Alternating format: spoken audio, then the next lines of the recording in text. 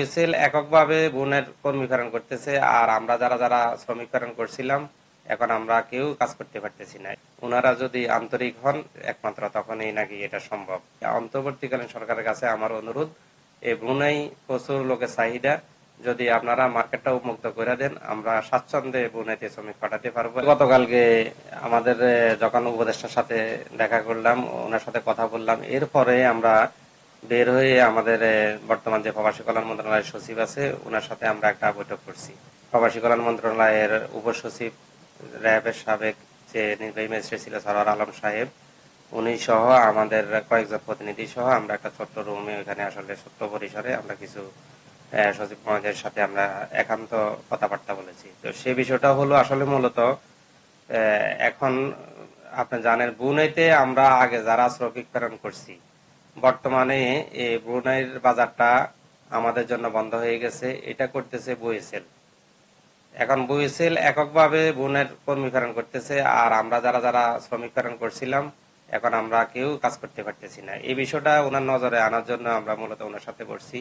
সচিব মহোদয়কে আমরা জানালাম যে দেখেন আমরা যারা আগে বুনাইতে কাজ করছি এখন আমরা করতে পারতেছি না, বুয়েসেল যদি এখানে আপনি এইভাবে রাখেন তাহলে তো আমরা কাজ করতে পারবো না। তো মূলত বুয়েসেলও রাখার জন্য আমরা প্রস্তাব করছি, পাশাপাশি যেন আমরা রিক্রুটিং অফিসের মালিকেরাও যেন বনে কাজ করতে পারি, এই বিষয়টাকে মানে ওনাকে জানানো হয়েছে। তো ভুনাইতে আপনি জানেন সুন্দর একটা বাজার রয়েছে এবং ওইখানে প্রচুর কর্মী চাহিদা, কিন্তু এটা যদি আমরা কর্মী প্রেরণ করতে পারতাম তাহলে গত এক বছরে মিনিমাম আমরা 10,000 প্লাস কর্মী এখানে প্রেরণ করতে পারতাম। কিন্তু এটা বুয়েসেলে দিয়েছে আজকে 7 মাস, মাত্র 12 জন লোক তারা বুয়েসেলে এই বাংলাদেশ থেকে বুনাইতে কর্মী প্রেরণ করছে। এখন কি হচ্ছে, বুনাইতে যারা কর্মী চাহিদা শর্ত আমরা যারা এখান থেকে প্রেরণ করতে পারতেছি না, ওরা বাধ্য হয়ে এসব কর্মীগুলাই নেপাল, ইন্ডিয়া এবং অন্যান্য কান্ট্রি থেকে তারা কিন্তু শ্রমিকগুলো নিয়ে যাচ্ছে। তাহলে কি হচ্ছে, আমাদের দেশে আমরা যারা বোনের কাজ করতাম আমরা নিজেরাও এখন বসে আছি, কোনো বোনাই শ্রমিক পাঠাতে পারছি না। আর হলো যে একটা শ্রম বাজার সুন্দর ওইখানে থাকা সত্ত্বেও এবং ডিমান্ড থাকা সত্ত্বেও এবং আমাদের এখান থেকে কর্মীরা তারাও চাচ্ছে স্বাচ্ছন্দ্যে বনে যাওয়ার জন্য, কিন্তু আমরা তাদেরকে প্রেরণ করতে পারতেছি না।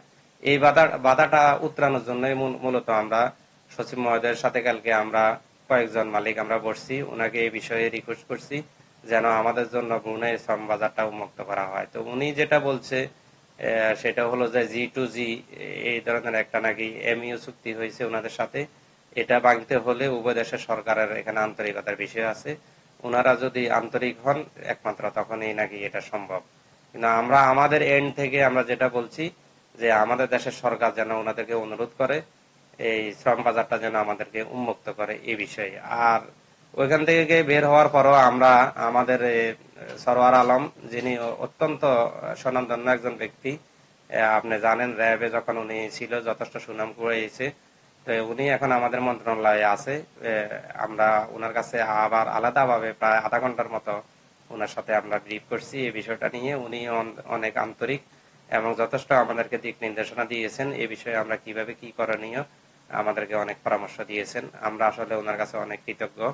তো এই শ্রম বাজারটা উন্মুক্ত করার জন্য আমি বর্তমান যারা তত্ত্বাবধায়ক সরকার বলেন বা প্রধান উপদেষ্টা সহ আরো যেসব উপদেষ্টা আছেন তাদের কাছে অন্তর্বর্তীকালীন সরকারের কাছে আমার অনুরোধ, এই ব্রুনাই প্রচুর লোকের চাহিদা, যদি আপনারা মার্কেটটা উন্মুক্ত করে দেন আমরা স্বাচ্ছন্দ্যে ব্রুনাইতে শ্রমিক পাঠাতে পারবো এবং এসব কর্মীগুলা ওইখানে যে ডিমান্ড এবং ওইখানে যে স্যালারি এটা অনেক হাই স্যালারি, এই জন্য তারা গেলে তাদের ফ্যামিলিগতভাবে তারা অনেক ডেভেলপ করতে পারবে বলে আমাদের বিশ্বাস। তাই আমরা এই শ্রম বাজারটা উন্মুক্ত হওয়ার জন্য আমরা বর্তমান অন্তর্বর্তীকালীন সরকারের যারা দায়িত্বে আছেন তাদের কাছে বিনীতভাবে অনুরোধ করতেছি।